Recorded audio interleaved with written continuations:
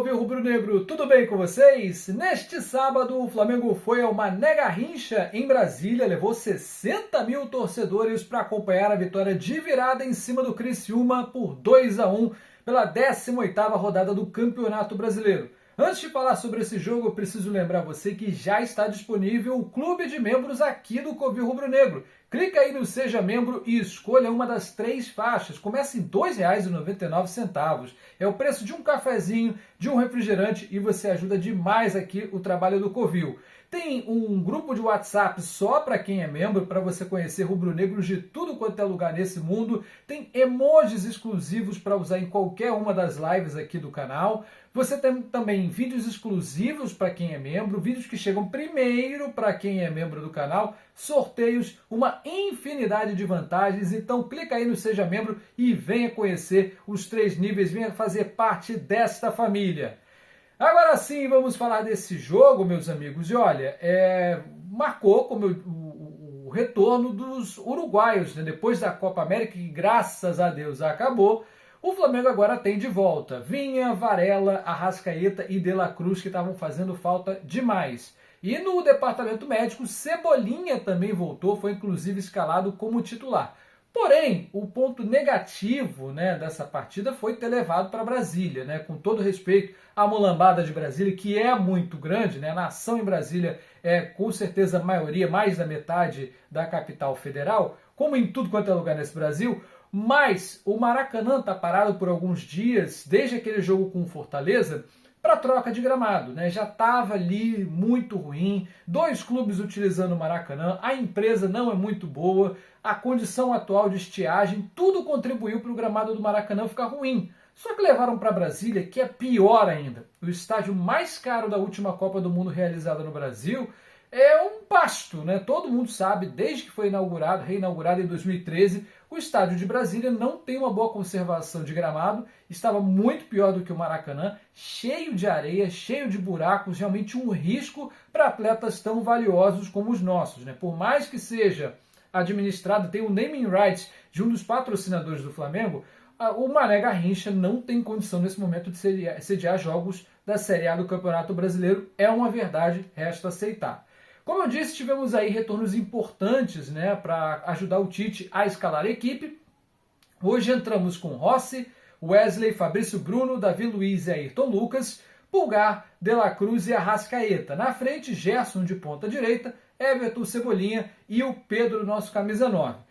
Apesar dessa seleção em campo, não entramos bem não, muito pelo contrário, só ali pelos 20 minutos mais ou menos é que o Flamengo foi entrar no jogo, um pouquinho afobado, mal na marcação e o Pulgar muito mal mais uma vez.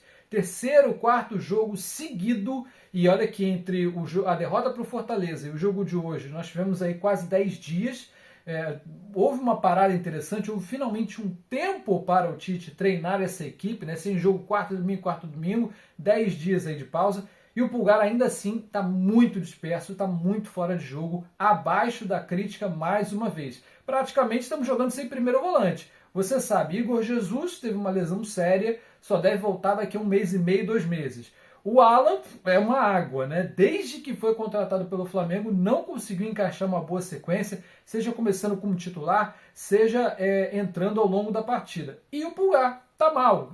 Veja só, o Léo Ortiz estava muito melhor. Ele que é zagueiro, improvisado como volante, né? Ali quando o Tite já viu que tinha que fazer substituições, rodar o elenco por causa da Copa América. O Pulgar foi para a seleção do Chile e o Léo Ortiz estava muito melhor, mas opção do Tite, mais uma vez, ele saiu de titular. E não demorou muito para a equipe do Criciúma entrar na partida. Logo aos 34, eles abriram o placar. Uma cobrança de falta do Trauco, sim, o peruano que foi jogador do Flamengo uns 7, 8 anos atrás, né? O Trauco está lá no Criciúma, cruzou a bola da esquerda para a direita, o Alano, muito bom atacante deles, escora, e aí o Rodrigo, zagueiro livre de marcação na área, foi lá e fez. Pelo 3º jogo consecutivo, a zaga do Flamengo toma o gol, assim, olhando, deixando total liberdade para os atacantes da outra equipe fazerem gol. Ninguém marca, ninguém dá combate.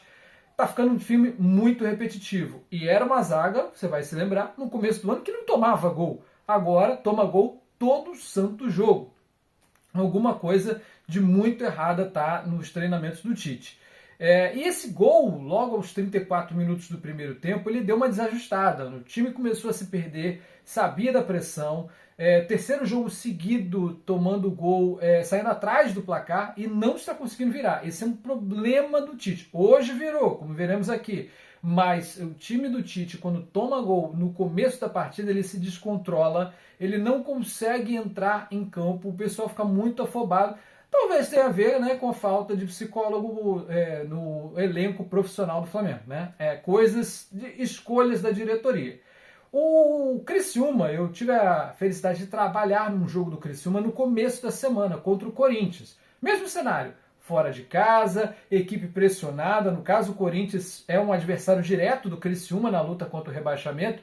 E eles fizeram o gol no primeiro tempo, se esconderam. Fizeram ali aquela cera, tentando garantir os 3 pontos. Tem um elenco assim, na conta do chá, né, com alguns refugos e tudo mais. Mas no segundo tempo, o Corinthians veio com total pressão, foi pro abafa, fizeram o gol de empate e o Criciúma aí se perdeu completamente, desmontou todo o elenco montado pelo Cláudio Tencati e tomaram a virada. Hoje foi a mesma coisa, né, nesse sábado com o Flamengo, só que demorou muito mais. O Flamengo demorou muito mais a entrar na partida, não fez substituições no intervalo, né? Aliás, permitimos no primeiro tempo 11 finalizações do Criciúma, 11 chutes a gol do Criciúma só no primeiro tempo, mesmo com o Flamengo tendo muito mais posse de bola que eles. Aí, ao longo do segundo tempo, o Tite começou a fazer alterações. Ele tira o Ayrton Lucas e o Davi Luiz, que já tinha cartão amarelo, e bota Vinha e Léo Pereira. 6 por meia dúzia, né? Um zagueiro e um lateral por um zagueiro e um lateral. Por volta ali dos 10 do segundo tempo, o árbitro é chamado ao VAR para ver um pênalti em cima do Arrascaeta. Eu, pessoalmente, não achei pênalti, né? Achei um contato muito fraquinho para o Arrascaeta desabar, cair na área. O juiz, depois de olhar no vídeo, foi lá, deu o pênalti. O Pedro perdeu, jogou para a fácil defesa do goleiro Gustavo, bom goleiro, pegador de pênalti, né? E mais uma vez hoje ele fez essa fama.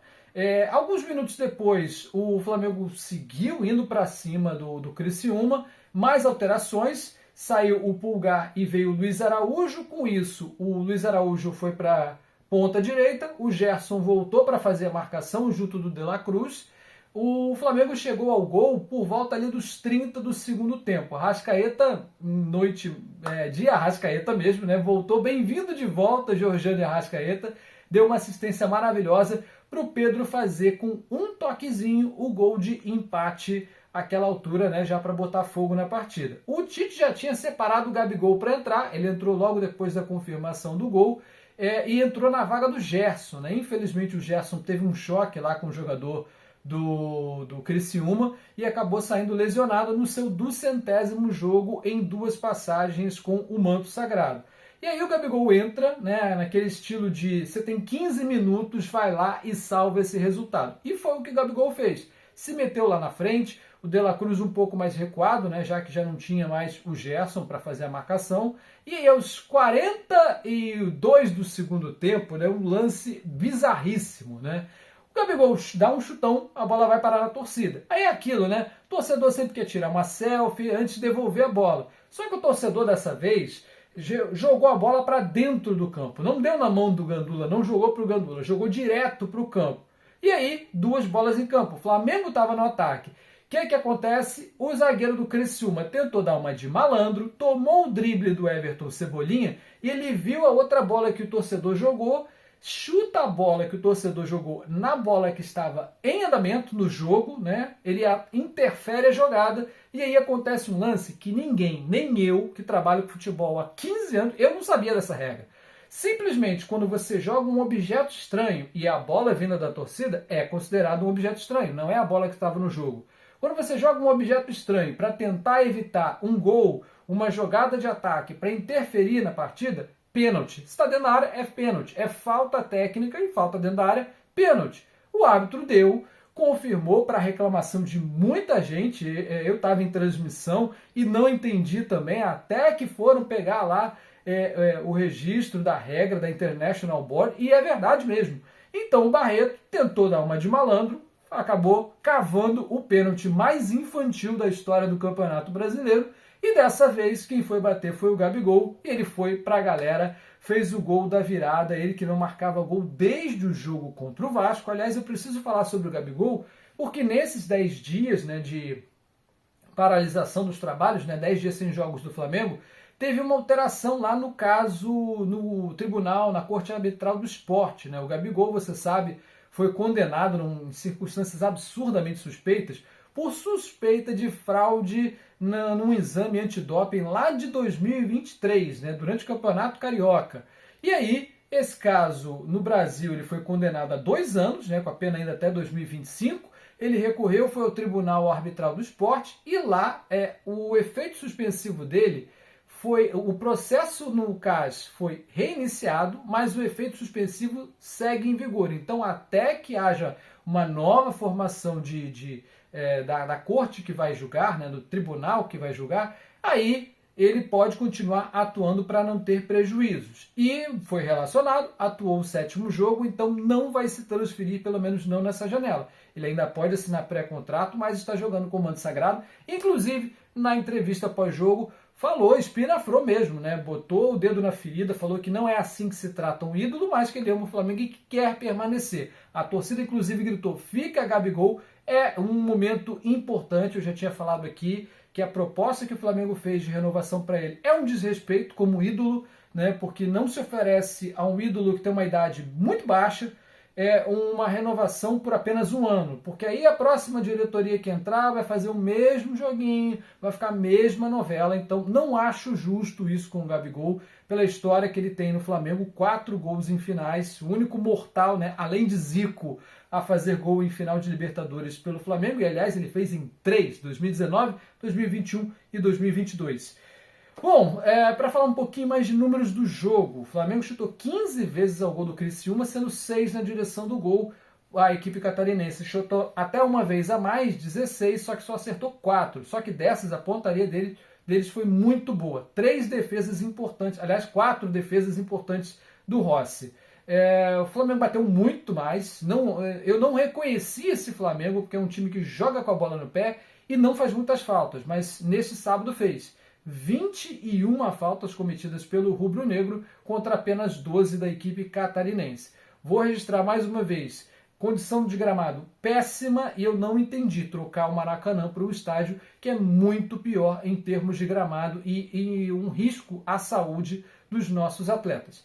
Próximo duelo é contra o Vitória, na quarta-feira, 8 da noite, o horário de Brasília. O Flamengo entra em campo pela rodada 19, lembrando que estamos com um jogo a menos, né? O jogo contra o Internacional da rodada 17 ainda não tem data, a CBF já desmembrou as primeiras rodadas do retorno e, meus amigos, as notícias não são boas. Cumulado aí com o sorteio da Copa do Brasil, que o Flamengo vai pegar o Palmeiras com o jogo de ida no Rio de Janeiro, em cerca ali de 10 dias na virada do mês, o Flamengo vai enfrentar o Palmeiras 3 vezes, tem o São Paulo no Morumbi ainda para pegar e, é claro, as decisões com o Bolívar. Então, agosto, se você não tiver ido ao seu cardiologista, é melhor ir agora e parar de ver jogo do Flamengo, porque serão fortes emoções no mês que vem. Um grande abraço a todos. No meio da semana a gente se encontra aqui, ligado no lance no Covil Rubro Negro. Até a próxima. Tchau, tchau.